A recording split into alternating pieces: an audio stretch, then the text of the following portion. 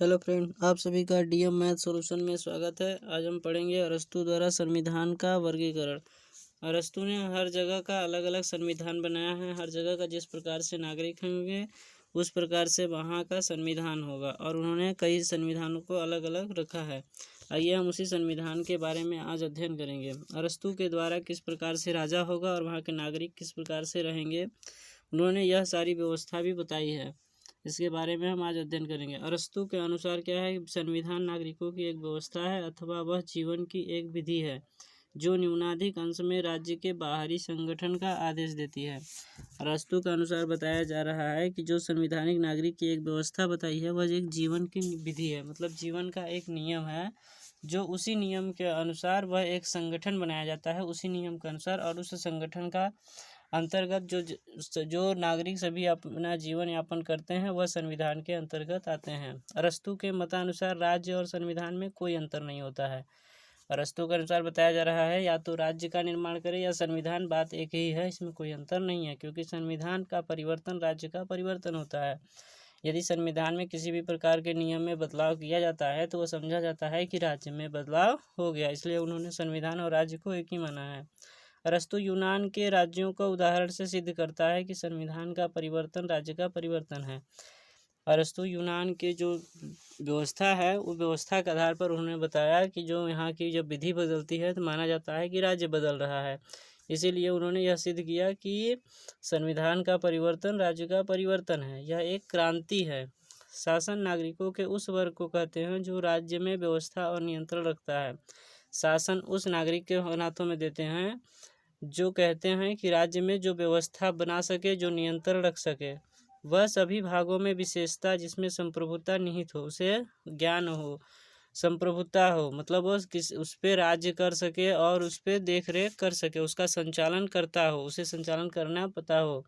अरस्तु संविधान और राज्य को एक ही मानता है। अरस्तु कहते हैं कि राज्य और संविधान एक ही है, उसमें कोई अंतर नहीं है, इसलिए उसका संविधान का वर्गीकरण राज्य का वर्गीकरण है। उन्होंने बताया कि जो संविधान का वर्गीकरण है वही हमारा राज्य का वर्गीकरण है। क्यों? क्योंकि जो संविधान को है वही राज्य है और जो राज्य है वही संविधान है। उनके अनुसार दोनों में कोई अंतर नहीं है। नोट: कुछ लोगों का मानना है कि अरस्तु अपने समय के 150 राज्यों के संविधान का अध्ययन करके जो परिणाम निकाले हैं उन्हीं के आधार पर संविधान का वर्गीकरण किया है। कुछ लोग मानते हैं कि उन्होंने 150 संविधान के बारे में अध्ययन किया था और उसके परिणाम निकाले कि यदि संविधान का परिवर्तन हो रहा है तो वहाँ के राज्य का भी परिवर्तन हो रहा है। इसलिए उनके मन में आया कि जो संविधान का परिवर्तन है वही राज्य का परिवर्तन है, इनमें कोई अंतर नहीं है। अरस्तु ने संविधान का वर्गीकरण 2 सिद्धांतों के आधार पर किए हैं। उन्होंने 2 सिद्धांत के आधार पर वर्गीकरण किया है, एक स्वाभाविक रूप दिया है और एक विकृत रूप दिया है। आइए हम इसके बारे में बहुत अच्छे से पूरा अध्ययन करेंगे। पहले संख्या अर्थात शासन सत्ता कितने व्यक्तियों के हाथ में निहित होगा। सबसे पहला प्रश्न है शासन सत्ता कितने व्यक्ति रखेंगे, कितने व्यक्तियों किस प्रकार से होगा, तो उसके बारे में अभी हम नीचे पूरा अध्ययन करेंगे कि कितना व्यक्ति रहेंगे तो कैसा शासन होगा, कि 2 व्यक्ति रहेंगे, एक व्यक्ति के हाथ में होगा तो कैसा होगा, कुछ व्यक्तियों के हाथ में होगा तो कैसा होगा, और पूरे राज्य के हाथ में होगा तो किस प्रकार की व्यवस्था होगी। इसके बारे में हम संख्या के आधार पर पढ़ेंगे। लक्ष्य या उद्देश्य अर्थात शासन का उद्देश्य सार्वजनिक हित चाहे या स्वार्थ साधन। उन्होंने बताया कि लक्ष्य सिर्फ होता है कि इस उस साधन का कि जनता की वहाँ की जनता है उन जनता के हित के लिए सारे कार्य हों। लक्ष्य की दृष्टि से वस्तु बताते हैं कि राज्य संविधान के 2 भागों में विभाजित करते हैं। वह एक भाग है स्वाभाविक रूप और दूसरा भाग है विकृत रूप। अब देखिए, स्वाभाविक रूप और विकृत रूप कब होगा इसके बारे में हम पता करते हैं। जब राज्य शक्ति का प्रयोग जनता के हित के लिए किया जाता है। जब राज्य की जो शक्ति है उसका प्रयोग जनता के अच्छे के लिए, जनता की भलाई के लिए किया जाता है, तब वह माना जाता है कि यह स्वाभाविक रूप है। जब वस्तु से राज्य का स्वाभाविक रूप बदलता है, जब उसका प्रयोग स्वार्थ सिद्धि के लिए, राजा जब अपनी इच्छा अनुसार अपने कार्यों के लिए किया जाता है तो उसे विकृत रूप माना जाता है। शासन की संख्या कैसा होगा और उन्होंने कैसे विभक्त किए हैं। सत्ताधारियों का शासन संख्या, यदि एक व्यक्ति के हाथ में शासन होगा तो वह सामान्य रूप में क्या होगा, राजतंत्र होगा। और विकृत रूप में अधिनायक तंत्र। इसके बारे में हम अभी अध्ययन करेंगे। और दूसरा है कुछ व्यक्ति का शासन। कुछ व्यक्ति का शासन होगा तो सामान्य रूप होगा कुलीन तंत्र और विकृत रूप होगा गुट तंत्र। यदि अनेक व्यक्तियों के हाथ में शासन व्यवस्था होगा तो सामान्य रूप संयत प्रजातंत्र और विकृत रूप प्रजातंत्र है सिर्फ।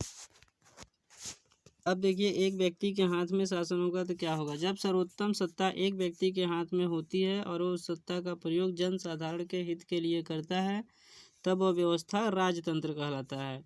यदि सभी सत्ता जनता के हित के लिए कार्य करता है तो वह राजतंत्र होता है। यदि अपनी स्वार्थ के लिए करता है तो वह अधिनायक तंत्र हो जाता है। दूसरा है कुछ व्यक्ति का शासन। जब शासन सत्ता कुछ व्यक्तियों के हाथ में हो और व्यवस्था कुलीन तंत्र हो जाता है। जब राज्य सत्ता जनता में निहित होती है और जन कल्याण की दृष्टि से शासन स्वच्छता चलाई जाती है तथा उनके पूर्ण तरीके से जनता का ध्यान रखा जाता है तो वह संयत प्रजातंत्र होता है। आइए इसके बारे में नीचे हम पूरा अध्ययन करते हैं एक एक का कि इनका क्या अर्थ है और क्या परिणाम इसका होता है। अरस्तु द्वारा संविधानों का वर्गीकरण निम्न प्रकार से स्पष्ट किया गया। आपने चित्र देखा था, उस चित्र के आधार पे अब देखिए एक एक का हम अध्ययन करेंगे। पहला है राजतंत्र। अरस्तु के अनुसार राजतंत्र संविधान में शासन सत्ता एक व्यक्ति के हाथों में होती है। राजतंत्र का मतलब होता है कि जो शासन सत्ता है पूरा वह एक व्यक्ति के हाथ में होगा और वह जनता के कल्याण के लिए तथा उनको ध्यान में रखकर सारा शासन करेगा और वह इसे सबसे श्रेष्ठ और अच्छा शासन मानते हैं। अरस्तु के अनुसार सबसे अच्छा माना जाता है। यदि ऐसा व्यक्ति मिल भी जाए, अब देखिए इसका ऐसा गुण संपन्न शासक कठिन है जो जन कल्याण के लिए शासन करे। यदि ऐसा व्यक्ति नहीं मिला तो राजतंत्र नहीं होगा, तब फिर वह अधिनायक तंत्र हो जाएगा। क्योंकि अधिनायक तंत्र क्या इसके ठीक विपरीत होता है।